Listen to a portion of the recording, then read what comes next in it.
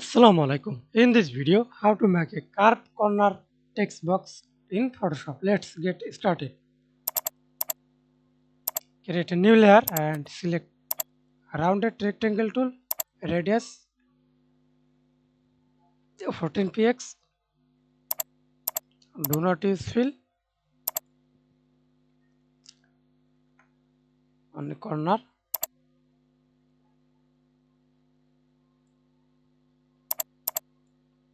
and create a new layer.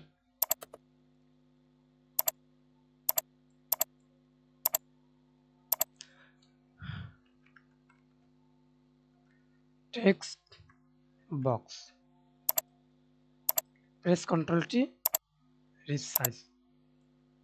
Hold Ctrl, select align middle. Press Ctrl Z. And again, example, press Ctrl Z for duplicate layer and use fill color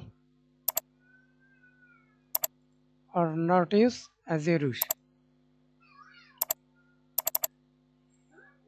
Then right click on your mouse, convert to smart object. Again right click, raster layer. Press Ctrl T, customs and